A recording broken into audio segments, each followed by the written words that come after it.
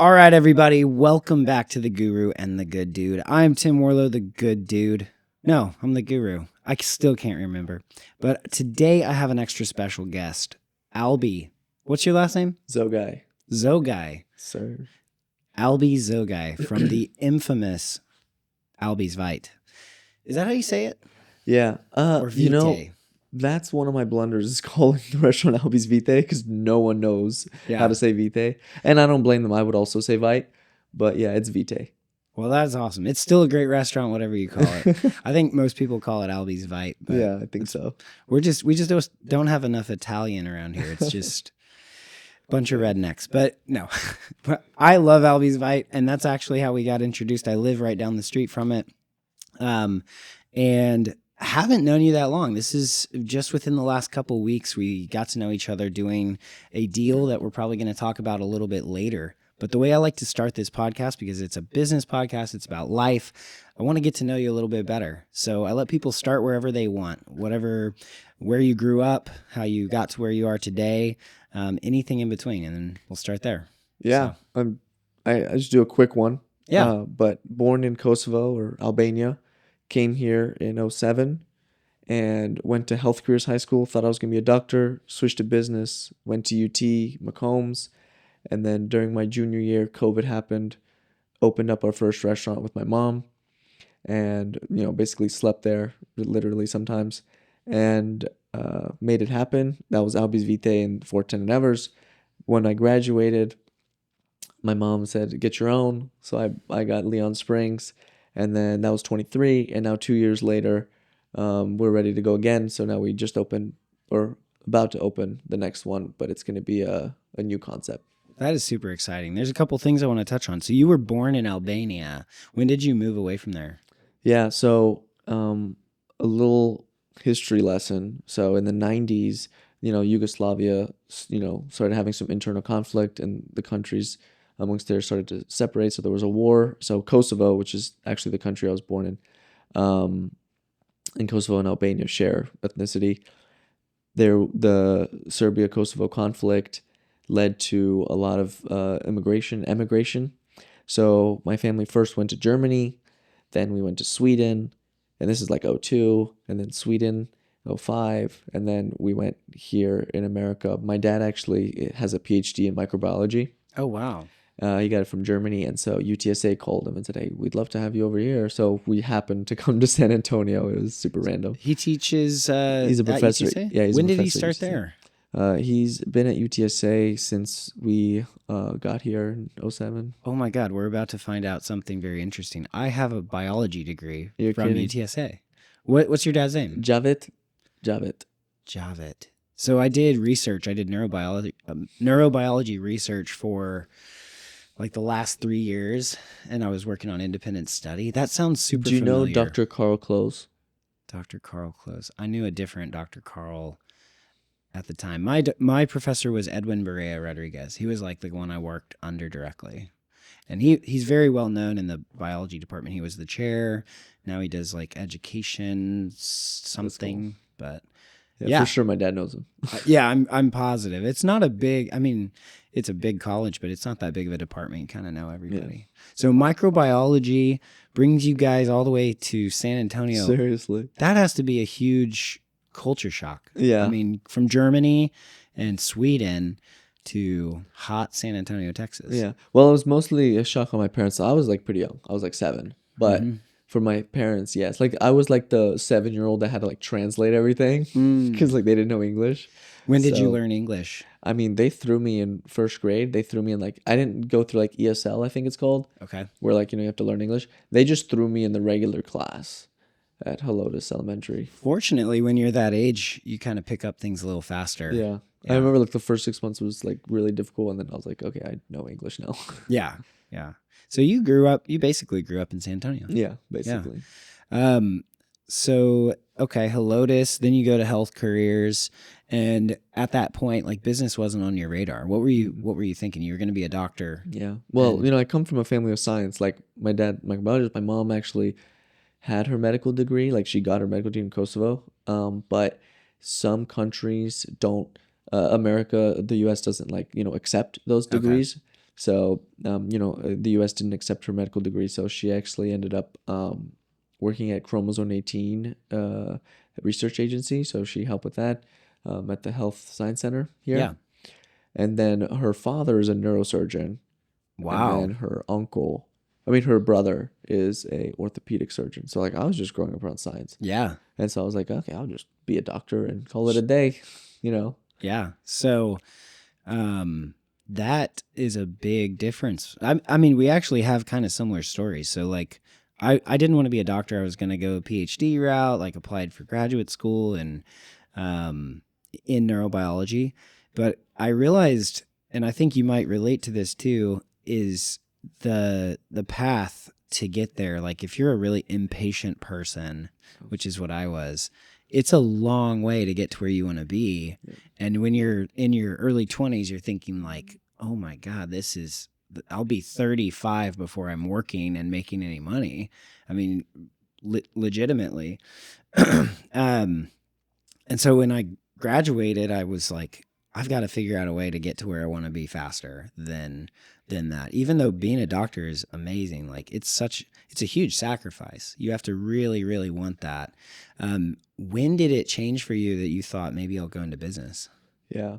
No, I'm glad you said that. Like being a doctor is awesome. Yeah, for sure. My best friend's in medical school right now in Dallas.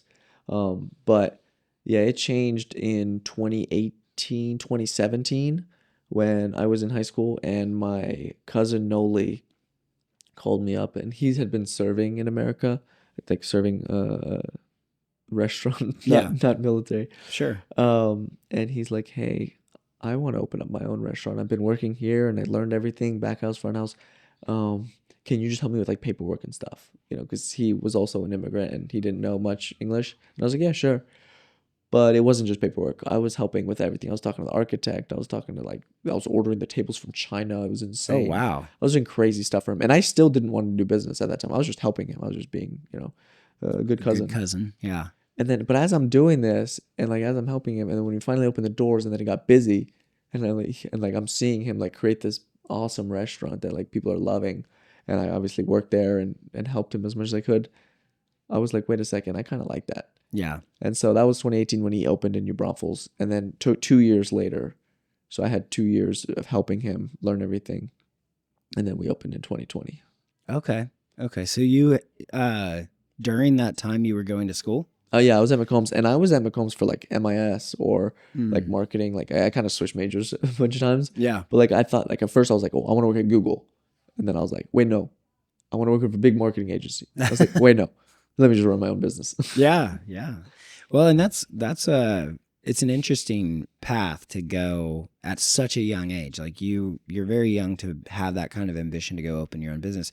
I will say, like over the last decade or two, that has become m- way more desirable. I think when I was in college, I didn't know anybody who wanted to run their own business. Like that just wasn't a thing. Everybody thought, oh, I'll get a job, I'll go do this, I'll go do that. And now it seems like everybody wants to run a business, which is awesome. It's more accessible than it used to be. There's so much more information about it. Where like, yes, going to business school, they kind of prepare you, but they don't. Mm. What are some of the things they left out in business school that you wish they would have covered? Well, my one of my mistakes was I didn't take enough entrepreneurship classes.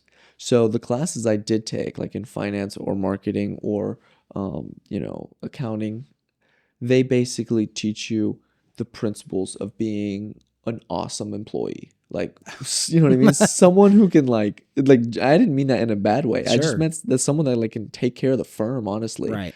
But they didn't teach me much management skills. They didn't teach me much like overview. Like I've now, like literally right now, I'm still learning to this day. I'm like, hold on.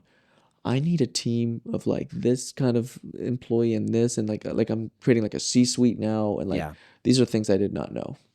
Yeah, I mean, you're expanding quickly and you realize where the gaps are in the business. So when you're in business school, they're teaching you how to like work at an investment firm or work for a company that is trying to grow and they're already big. They don't teach you how to start from the beginning. Not the classes I took. But you Yeah. know what? I'll tell you what, though. I have plenty of friends in New York right now that graduated the same as me, and they're killing it. Like, Yeah. honestly, they're probably doing better than me. Like, Sure, they're sure. they're killing it. So there's no flack on that. It's just Well, yeah. no, for sure. That is a great path. And actually, the last guest I had in here with Mark, he had friends like they went to business school. He came back and ran his dad's firm. His other friends went into like private equity. Yeah, those are And killers. those guys are making millions a year doing a couple deals like in mergers and acquisitions and all these things. At the end of the day, though, like I've heard about their schedules, and as an entrepreneur, our schedules are crazy. Like we work whenever we have to work. But those guys are working like 80, 90 hours all the time, all year for a big paycheck. It's great. But there's sacrifices there too. Yeah. So you graduate, you see everybody go in these different paths, and you decide to come back, or were you already in the process of starting your first restaurant? COVID. Once COVID happened, and I was at UT, it all went on Zoom, and so I just was like, "Hey, Mama, I'm just gonna come to San Antonio and stay with you guys." Yeah. I was lame. You getting that right now? Yeah, I was like, "Hey, I'm just gonna stay here." So then I came down, and then we just decided randomly to go eat at Louis, which is where I worked when I was a server. And it was like dead, and like he had sold to this Korean gentleman who was an awesome guy, but he just didn't know Italian food. And it was like he was basically like, "Hey, get me out of here." So we made an offer. Oh, okay. So your first restaurant was an acquisition. Yeah, Okay. all of them have been. Oh, nice. All three. Kind of. Which is great because I work in the business sales side of the business, but also in with startups like leasing, helping people lease new restaurants and start new restaurants. It's a tough business. It's a really tough business to get started from the ground up without equipment, without the right space. I mean, people are spending hundreds of thousands, even close to seven figures to open up a new restaurant. And they have like a short window of success. Like you have to be successful within a short amount of time, or that's the end of it. So when you decided to buy a business as opposed to, or buy a space versus starting from scratch, what helped you make that decision? Yeah, I mean, I recommend this to folks who want to be restaurant owners that are like me, cash strapped, not rich. Sure. Buying second gen is helpful, especially for the first one. We purchased it and it was kind of ready to go. Like it was a mess. Like oh my gosh, I still have a scar on my foot from the degreaser. Oh my God. But we were able to open in a month, like 30 days, nonstop cleaning and getting everything ready, buying some paintings here and there. But overall, it was a beautiful restaurant. And, we opened the doors and contacted as many people as we can to get some marketing and word of mouth out there. And we were starting to make cash flow. So that was like a lifesaver. I think if we had to be 6 months to a year, like building it, I couldn't afford that. Yeah. That's the thing people don't take into account is like startup cost is one thing, capital expenditure to buy equipment, to buy a walk-in, to retrofit a building. I mean, I have guys that are spending, I think the last one I sold in San Antonio last year, they spent probably $500,000 before they opened the doors. Not to mention buying the building, buying everything there. And so to ramp up cash flow, like close down for 6 months and then get back to like the positive is really tough. Yeah. People don't take it into account. They're like, oh my God, I'm spending $10,000 a month just waiting to open the doors.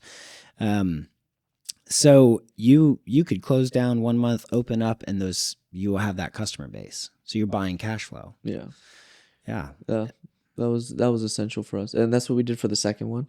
Kind of what we're doing on the third one. This third one is similar. It's just changing the concept, but same concept. Yeah, and you know too, like I think there are spaces that are kind of like jaded. You see places that do close down and reopen all the time. But the ones that people are familiar with, there's good access, there's good road frontage, there's good parking, like there's a slam dunk. So what do you look for in a space when you're going in there? Yeah, definitely location. So like the the Bernie one and the Leon Springs one, the location is like prime. Yeah. I love it. Even the 410 one is not bad. It's just a different demographic. But yeah, location, parking is pretty big. Um, but what I look for really is like how easy and quickly can I turn this into the concept I envision. So Yeah. I've looked at plenty of restaurants. Like I've turned down many. Like I went to this one. It was an old Bar Louie, I think, Mm-hmm. and it was huge. It was like 8,000 square feet, and like it was a mess. And I'm like, The one at La Cantera? mm-mm. No. No, it Yeah, was they have a on couple. 281. Okay. And it was nice, but like if I had a couple million, I could turn it into something amazing. Yeah. But it wasn't for me. Like I could immediately tell I was like this one's too tough. But when I saw the one on River Road, I was like, you know what? Paint the walls, get new furniture, change the carpet, add tables and chairs, and Yeah. good to go. So that way you can focus on the concept and not investing in all of the other, bullshit that comes along with it. Yeah, I think someone who has a defined concept, like if I owned Raising Cane's, Mm-hmm. then I wouldn't care about what I'm saying. Then I'd be like, Yeah. no, I want to build it and I want to make it exactly how Raising Cane's looks like. Right. I want all of them to look the exact same, but they have more capital and they, Yeah. they're a little bit more established.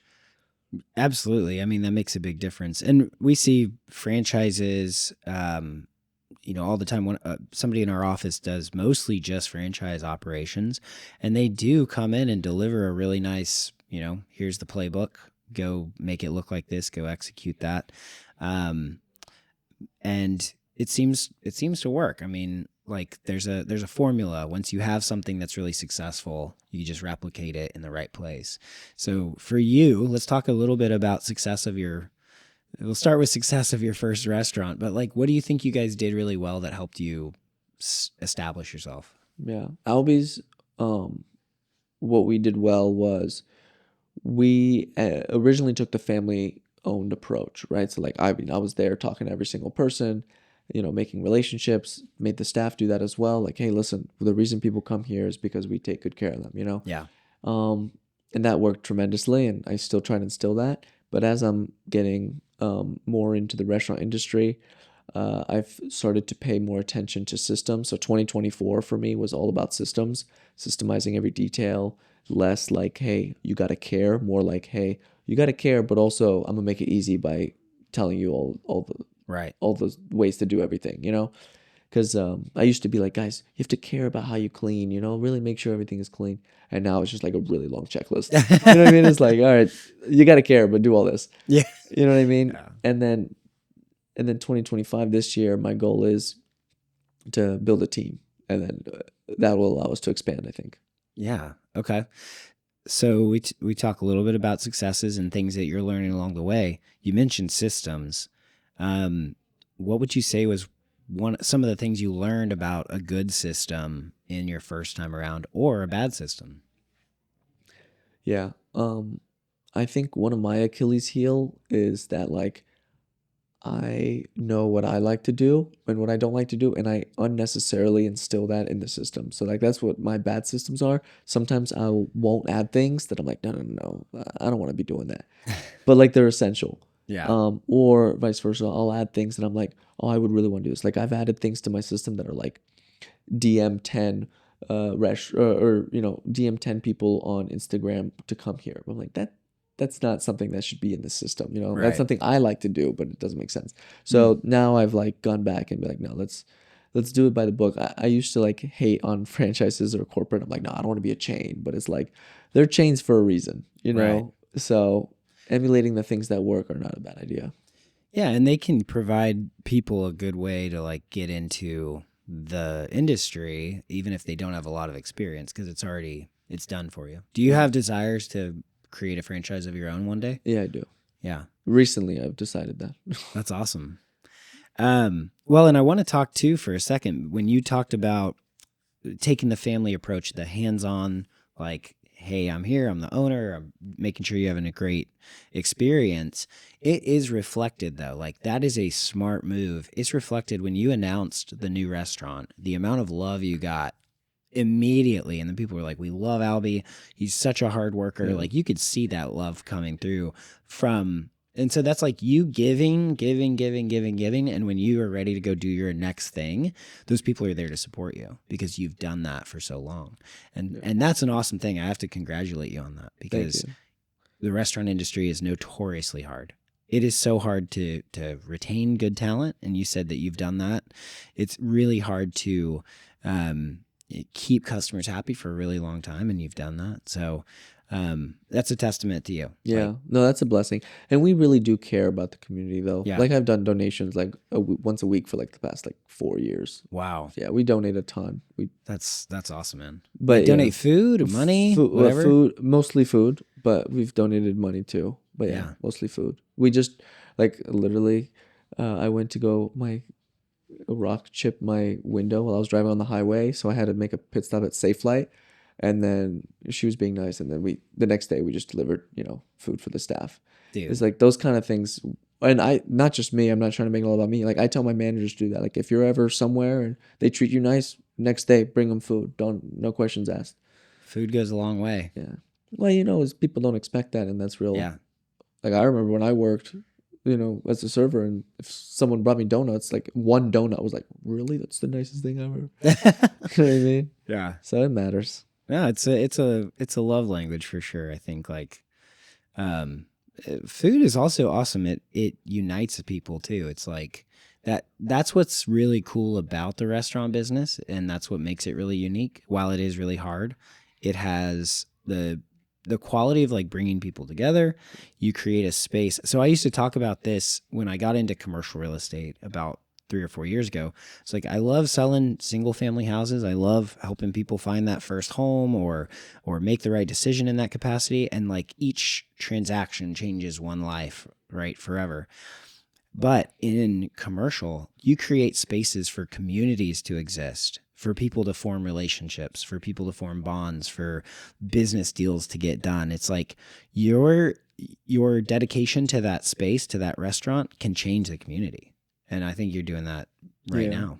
No, that's super important. I mean, that's really exciting. Like for Sonny's, this third one, Yeah. we are going all in on creating a place that, like, my brother's still he's in 8th grade at Bernie North. Wow. Like he literally goes to school 3 minutes away from Sonny's. Yeah. And, I'm so excited for him to be able to come bring his friends and stuff and just, create a restaurant that everybody in the community can go and enjoy. And we're putting a lot of effort in making sure the menu is priced reasonably so that way people can come often, or, having the patio, like, built with all the screens that are necessary so people are comfortable in the winter or summer, like the space needs to be super comfortable for people. And that's kind of, figuratively and, literally. Well, the cat's out of the bag. So Sonny's is the next concept. Yeah. And that's actually how we met, was through that transaction of the Rivulet on River Road.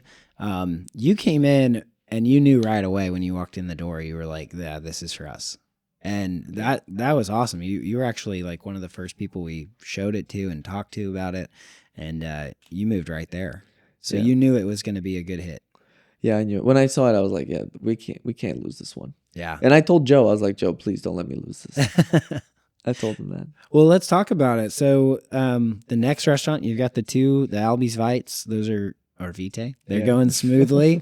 Sonny's is the next spot. Yeah. Tell us about it. Sonny's, we're just going to go all in. I mean, we're building the brand. We're building every little detail. Like, I've been up all night, up all day, just trying to make sure that it's a brand people just love and adore, like, and from the coffee cup design to the entree, like each flavor profile, to like when people sit in the patio, like making sure that they all can face the river in some light, like every detail is just being carefully thought up. The balcony, we're gonna have chairs in the balcony, to look at the river.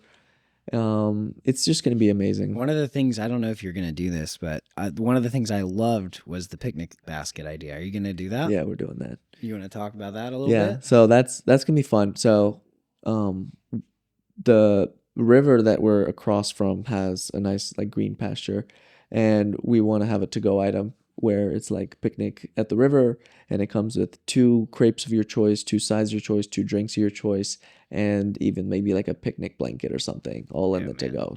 I And then love you that. go out And I there, love set it that up. you said, like those blankets you were gonna include in there, have your logo on there. It's great for marketing. You guys are killing it at marketing. Like Yeah. your Instagram reels are getting out there. Like people send them to, even before you and I met, people would send them to me and be like, "This is so funny. Like they're killing it over here." Just because I'm in the restaurant space. So tell me about your venture into like growing your social media. Social media is big. I did graduate in marketing. That's the degree I ended up choosing after switching Nice.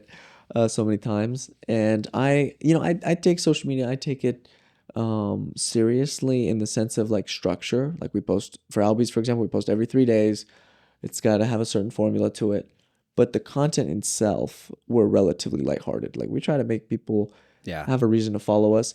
A lot of people tell me sometimes, they're like, Albi, you got to be careful. It has nothing to do with Albi's Vita Italian Kitchen sometimes, you know?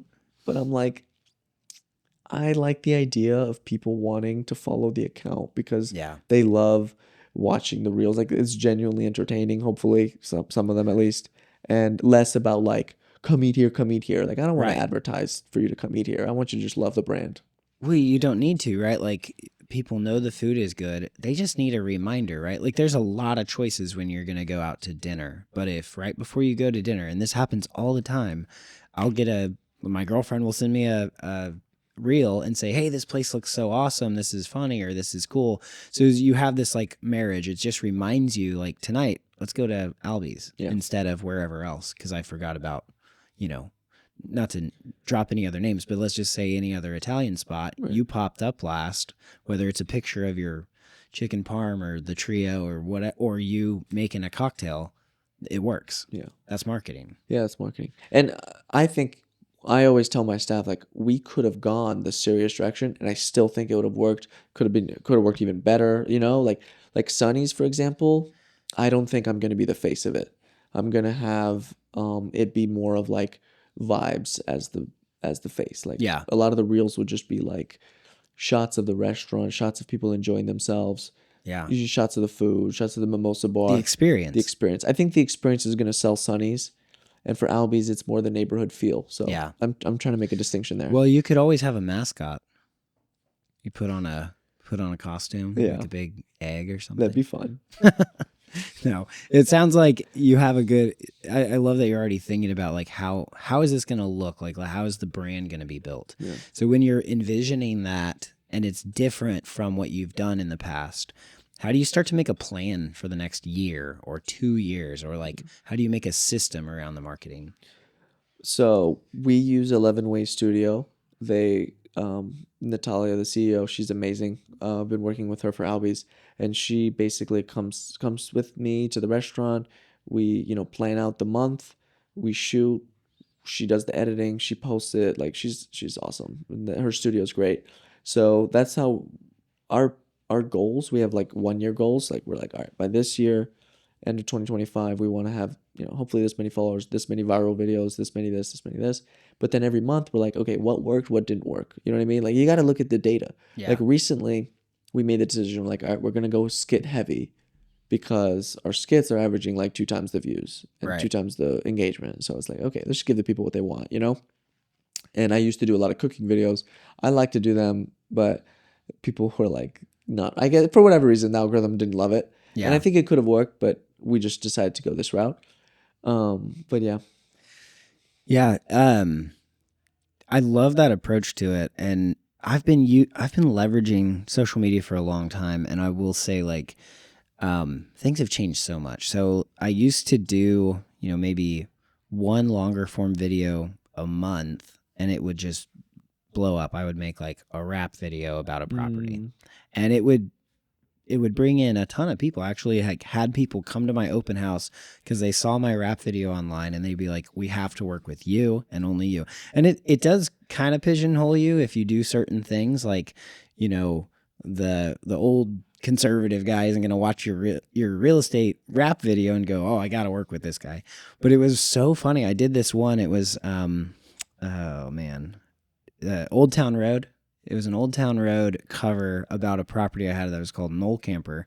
And I put it out and I went to bed. I didn't even check it. I got up the next day and it had kind of blown up overnight, like locally. And I'm getting tacos. And the guy, this old man comes up behind me. He's like, "Is this you?" And I go, "Oh, that is me. Yeah." He's like, "I live next door." And I saw this Whoa. and I was like, and then you walk in and I was like, there you are. So That's even, crazy. even you never know like who's going to be a fan or who's going to like what you do or don't. But it does give you a sense of like familiarity. And I think that's what you want, right? You walk into your restaurant, everybody goes, "That's Albi. That's the guy from the video. That's the guy that does this, does that." Yeah, I like what you said there. It's like you said maybe it'll alienate some people if you make a certain type. I think it's cool to pick a niche though. Yeah. I think it's cool and wise to be like, this is who we are, Right. and just go all in on it versus what I used to do. Like one of my big mistakes was I tried to please everyone. Like I remember for the first restaurant, it was the dumbest thing ever. Like we would have something called Calamari Tuesday, which is free calamari on Tuesdays. It was awesome and people loved it. But we would also on the same night have a sommelier going around selling expensive bottles of wine. Yeah. And they were like, "So you give me free calamari, but you want me to buy $100 bottle of wine?" It was like, who is Albi's? Like this brand does not make sense. Right. So I had to choose who we You're were. bringing in the cheapest people and you're like, Yeah, "Here, try this expensive wine." seriously, it just didn't make sense. And then I had like an epiphany. I was like, "What the hell am I doing?" Free calamari sounds pretty good. No, that we still do that because Yeah? we decided that we wanted to be the neighborhood spot, and the 410 location does that. Dude, I got to go there. Seriously, but I wanted to say, you're the one who came up with the name Sonny's. Oh, That's man. gonna go down in history. Right I wasn't there. going to say it. I wasn't That's gonna gonna say go it. down in history. I think it's a great name. I liked the other name too, but I get what you were. I don't know if you want to talk about it, but Yeah. like I thought Buttercup was a really good name. Yeah, Buttercup is good too. But you were right. Like also kind of could alienate people. You do want a name that's gonna have like longevity. And then I also really like 2-syllable restaurant names, like Albi's. You know, Albi's is a great name. Right. I think Sonny's is awesome. It also falls in your in your kind of name category. Yeah, like having the ease kind of thing. And you get immediately what it is, right? Yeah. You know, sunny side up or whatever. It's smart. Yeah, it was. I was glad that we came up with that because like Buttercup, I think would have worked just the same, Sure. but unnecessarily Yeah. making it difficult for people to want to come. Right, Like like we talked about. But yeah, Sonny's is like easy. Like, hey, let's go to Sonny's. Yeah. I like that. Well, I appreciate that, man. I can't take credit for all the success you're gonna have in the future, but Every time you walk in, guys, this is basically my restaurant. this is my restaurant. Come on. Yeah. No, when you sent me, man, I think like within a day of us starting negotiation, you had sent me the menu, and I was like, dude, this guy doesn't sleep. I think you were up till 3 or 4 in the morning Yeah. working on it. Yeah, no, I mean, once it was like a weird thing. We were like, okay, how much should we show you? Because I got burnt on a deal, like 8 months back Ooh. because I really wanted this particular spot, and I'm actually kind of glad I didn't get it now looking back. But Yeah. it was it was a really good spot. But the reason I didn't get it was because I did not send a menu fast enough to the other agent. Yeah. So when this was happening, I was like kind of nervous. I was like, I don't want you to be like, these guys already sent a menu. These guys didn't. Let's go with these guys. Right. So I was like, let me just show them the concept. Oh no. And that's why we it was did it. brilliant. And I will say, like, especially for a brand new concept, it shows that you've already been thinking about it. You're passionate about this idea. You've dialed in, your cost. Because like any landlord, I'll talk about this from like a landlord rep perspective.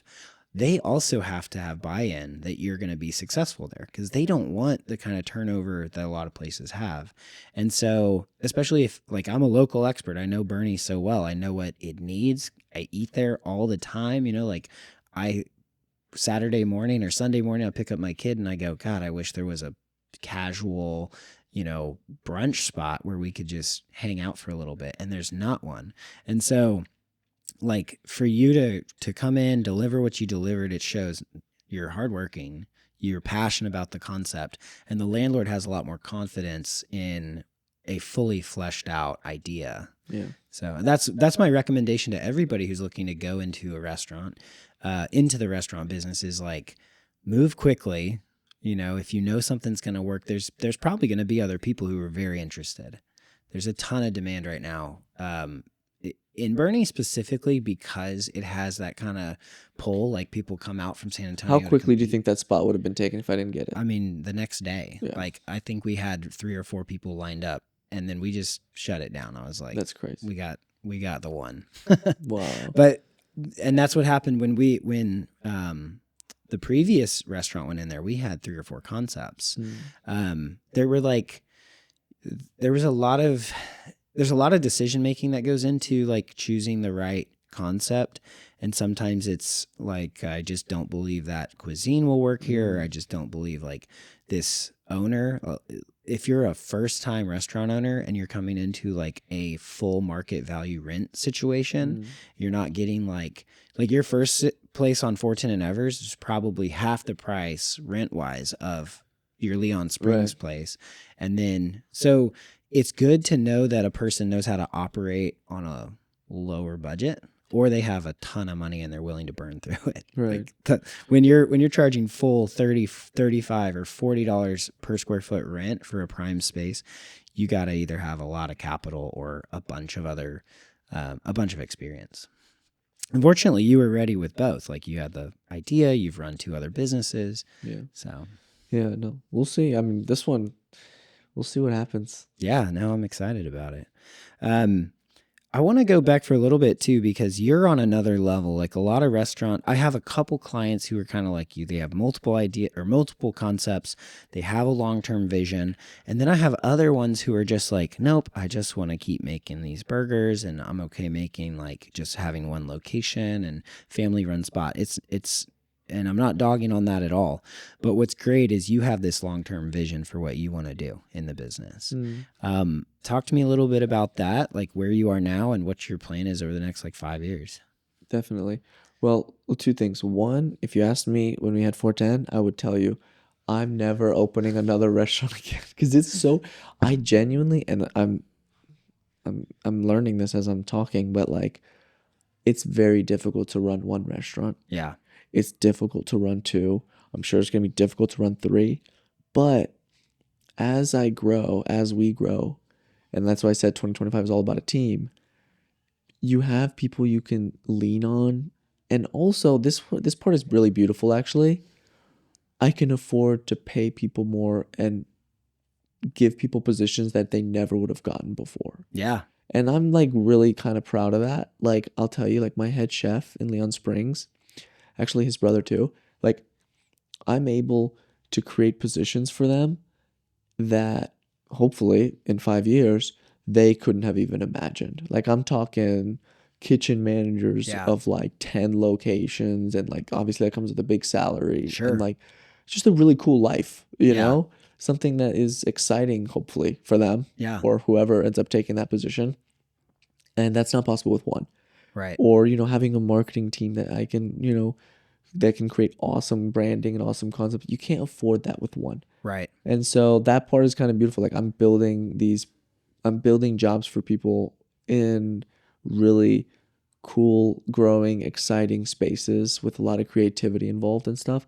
And for me, my long-term vision is to have brands, have concepts that can scale and still run just as perfectly or even better than the first one, and create environments and restaurants that people love going to, and just different level of enjoyment going there.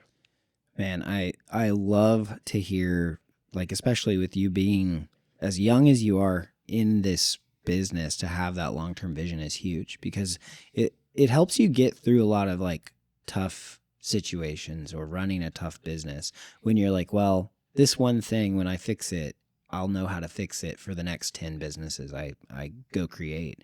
And you're right. You're talking about creating opportunity for people who, that may not have been there. Like, you can reward good employees. You can build a great team. Are there any kind of heroes in the business space that you look up to that are either in restaurant or otherwise? Yes, many. Yeah, but I'll give you the top ones. First, Noli, obviously. Give credit where credit is due. Yeah. Noli and Lindy, they run the Noli's Vites. Maury is the one who also acted as a mentor to me. Actually, Maury is the restaurant owner that I purchased Leon Springs from, Okay. and I literally call him and text him all the time. The El Chaparral brothers, Oh, nice. Gabe and Carlos. And there's so many more. Terry from the grill at Leon Springs. Yeah. But there's a lot more, and like I actually am kind of mad at myself that I mentioned these names because there's other names I haven't mentioned that I also, Yeah, it's like adore. the Oscars acceptance speech. Exactly, seriously. But yeah, no, big guys, Yeah. people that are just awesome. And I have worked with a couple other local groups that kind of operate the way that you're talking about. So like, I think his name is Chad, that has Paper Tiger and Barbaro and Little Death and like all those St. Mary's properties and concepts. And then I have a couple guys who own like 10 bars. And I think you're really right. When you get to a certain level of scale, like I'll go meet with him, and it's always at the same like tiny little office, but he runs like 10 spots all from one central location. And you definitely get to scale your time and your expertise. What would you say is, from a business ownership perspective, what's your skill set that you want to scale? That's the golden question for me right now. I keep asking myself that. Like what should I be doing? Like what do I want to see myself doing? And I think I want to be the one that I think I need to figure out what the next moves are Mm-hmm. and constantly make the right move. Otherwise, we'll be stuck, right? Like if I make the wrong move on a building or something, and we have to be stuck for 5 years because I don't have any more cash flow or cash, Sure. then everyone's stuck. So I Yeah. have to make the right moves on expansion. I have to make the right moves on what concept it needs to be. But what I don't want to do is I don't want to be in a situation where I'm doing a lot of maintenance. Yeah. Maintenance is where I really get icky. If I have to be the one that goes in and makes sure things are running the way we had systemized them to be, I get a little frustrated with myself. I'm like, Yeah. I can't be doing this right now. Just because like it's not good for anyone. Right. Like if my people want a raise, the only way I can give them a raise is if I go and get another one. Yeah. Like I need more cash flow and distribute that cash. So anytime I'm stuck, I'm like, this is not good for anyone else. And I Right. don't even pay myself a lot. My goal is to grow. Like that's my goal. Yeah. Have you ever taken a DISC personality assessment? No, No. I don't know what that is. It's DISC. It's driver integrator systems essentially, and then C is like compliance, and it's a scale of like your personality matches up to these things. I can see you're a high, like very high D, so it's CEO type mentality, and a little bit of I, which is the people that connect people, integrate, they're friendly, they like to be liked. So you have like that. You should look it up, and it'll help That's you cool. when you hire new people, especially for your C-suite. You want to know like how do I as a D communicate with these people, because we tend to be. I'm DI as well. We tend to have less patience for people like not getting something and acting right away, because we're very quick to like, oh, this is a problem, this is how we fix it. Oh, this is the next thing, this is like, we move on to the next thing. I'm bad with systems as well personally, like maintenance, like you said. So having somebody who's really good at that is that high S or high C. People who want to do the paperwork, people who want to make sure everybody else is like following that checklist. I create the checklist and hand it off to somebody else to manage. That's the way I like to operate. So yeah, that's a good thing to look into. See if That's cool. how you align with your C-suite. It sounds like people. you think having, members in each of the disc, letter need to be in your C-suite or in your team. You in have general. to have like a little bit of everything, right? And I think like the CEO is usually the D. That's like who's going to keep pushing everybody forward. I think like your marketing people or kind of your people in the office that get everybody like happy. That's the I person. That's typically like your right hand. That's a person that you want to like pass your commands onto, because she or he is going to be really good at getting those people to act. And then you've got people who are like checking boxes and making sure those things get done. And then lastly, like the people that cover your ass and make sure you're not going to get in trouble. Like it fills out the I whole. need to educate myself on stuff like that. I like that. Yeah, no, it's really good. And I think one of the other things that I recommend to people who are looking to go grow a big business is to start to have your corporate kind of org chart set up. So like where you are, who reports to you, and then like have a bunch of blanks for all the people you think you're going to need, like 3 years, 5 years. What does my perfect team look like? Who are these people? Like start to envision them. Because I really do believe in manifesting in a way. Like if I know what I'm looking for or I'm attracting what I'm looking for, it just winds up coming to me. Like I go, hey, I really need another agent who's going to do X, Y, Z. And I'll just be at the gym and that person just shows up and goes, hey, it's crazy. Like when you say, this is what I need from the universe, or this is what I'm looking for, it just magically appears. So I do recommend that when you really think and have a good, clear vision of what that team looks like, it'll help you execute. I like that. Yeah, I'm gonna have to do that work chart thing. Yeah. Do you like Arnold Schwarzenegger? Dude, who doesn't? Yeah. Yeah. I like, whenever time we talk about vision, I'm like, you must have a vision. I love that. Yeah. He is, he had both a vision and like an insane work ethic. Yeah. I mean, he's definitely, I like working out. I definitely don't intend to do Mr. Olympia, but I do, you watch him do 60 sets on leg press till he like can't stand up and do 150 bicep curls a day. It's like, dude, you're a monster. Yeah, I know.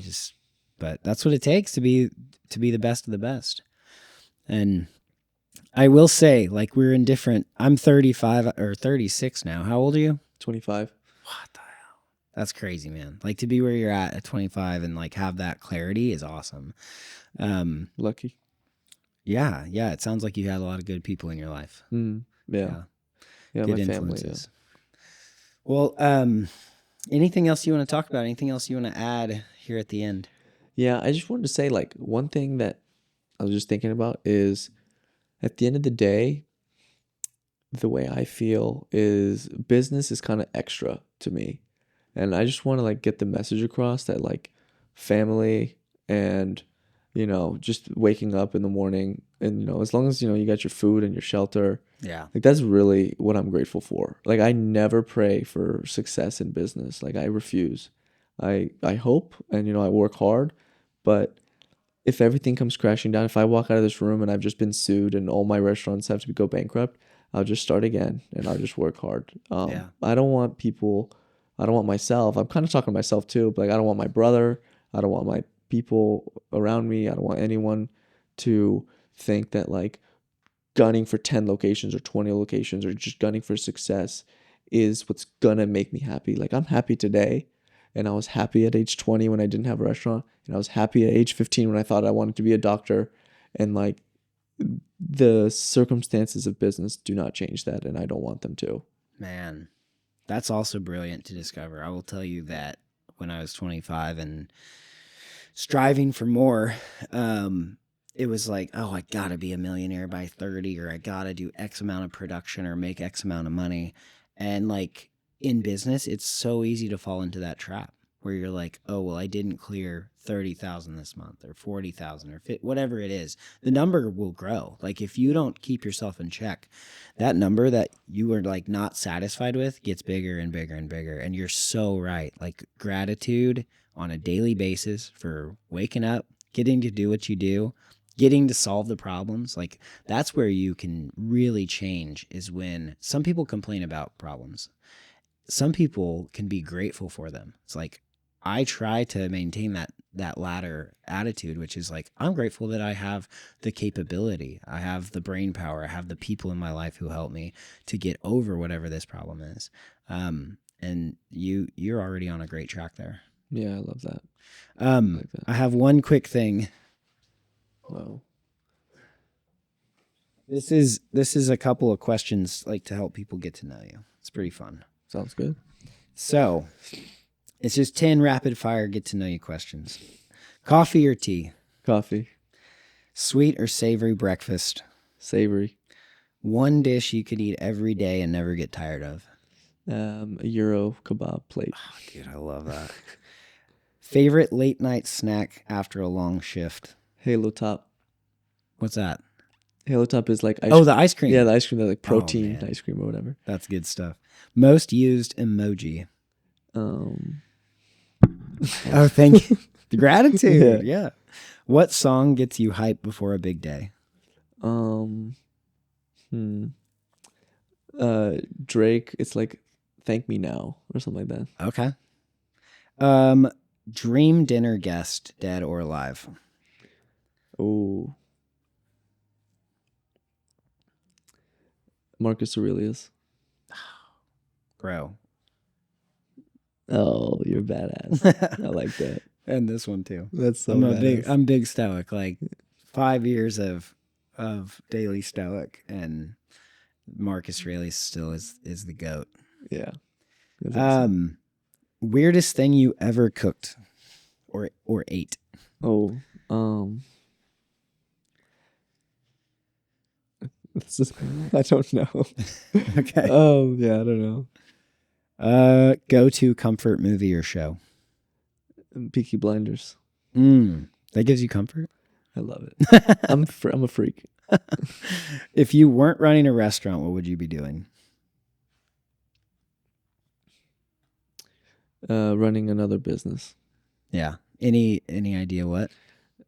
I think I would do any business, honestly. Like anything. Yeah. I love it. I love running businesses. That's I have fun. other businesses that aren't doing well right now, like, but that I'm just working on. Yeah. Yeah. You got to try a lot of things. I thought I wanted a service company. Like I opened a cleaning company and contracting, and it turned out to be like a victim of its own success, where like we grew to like 8 property management accounts, like 10,000 properties in 6 months. Wow. And then we weren't managing all of them, but for like turnovers, they would call us. And the more business we got, the worse it got to run. And I was like, oh my God, this is the exact opposite. You just close it down, move on. Yeah. Focus on the things that work. Yeah, no, I've closed down like 10 businesses already. Yeah. Those are the things we should have gotten to, honestly. We made it look like I'm all successful. We could. Hell I mean, no. it's not over. What else have you done? No, it's I've online businesses. Yeah. I really want a successful online business, but I haven't Yeah. been able to crack the code. Like drop shipping? I did drop shipping. Right now I'm selling something pretty cool. It's called Restauranteur, and it's like cases for like Toast POS devices. It's like random, but like I needed it and it wasn't on the market, so I was like, let me just build it. Oh, how's that going? Good. Like we sell like 3-4 cases a day. Oh, that's cool. Yeah. Well, It's on Amazon. Like I gave it to Amazon Warehouse. yeah. Michael's my business partner. He goes to Harvard, and yeah, he's the mastermind. I just gave him the idea. Nice. But yeah, we sent the cases to Amazon, and now like every day we just get like 3 or 4 sold. Huh. Yeah, it's pretty cool. Yeah. I've wanted to do an AWS thing too, but like those are the best is when you need a product and it's not, and it's niche and it's specific and it's like nobody else has it. Yeah, that's why this one worked, because I knew restaurateurs would want it. Like Yeah. if you use Toast in your restaurateur and you have those handhelds, servers drop them. You have to buy another one. It's so annoying. It's like I just build a case, easy. You built the case? Yeah. Oh, Like and Michael- had it manufactured? Yeah, Michael was the mastermind, but yeah, we sent it to China. They created a mold, and then, like I sent my cases. My Toast is still in China. Like, Oh, wow. I gotta go get it back because I need it. Well, that's genius. Okay. You actually invented a product. Yeah, it's a new Okay. product. Well, good luck with that. Yeah, we'll see what happens. Okay. If I can get Chili's to buy 10,000 and call it a Do day. they use Toast? I don't know, but a lot of There's restaurants do. probably some franchise out there that does use it and would benefit from that. I mean, everybody's using it now. But you could make one for Clover or make one for Square. Yeah, if the demand is there. The thing is, Toast doesn't give you one for free. Like, some POS providers will give you free handhelds. Yeah. Toast doesn't. They make you pay like $600. I was like, hell no, I'm just gonna build a case. Brilliant. Well, you got the entrepreneur mindset. You got the training from the streets, man. You didn't need it at McCombs. Hey, listen, McCombs made me smarter. Trust me. No, I believe it. Yeah, that's cool. But yeah, we'll see. Well, dude, thank you for coming on. Yeah, no, I appreciate you. It was awesome to learn more about you, and of course, wish you success. We'll be there on opening day. When do you think you guys will open? June. I want to say June 1st, but like we'll see. Yeah, it's a lot of work. Yeah, it's a lot of work. But even still, if even that would be 2 months. yeah, 60 days, man, to turn around. Yeah, that's awesome. Yeah. Now that I know you're a daily stoic, Yeah. you got to get a coffee and talk. Let's Ryan do Holiday. it. That's my favorite thing. I love to talk about stoicism, philosophy. I used to write a bit about.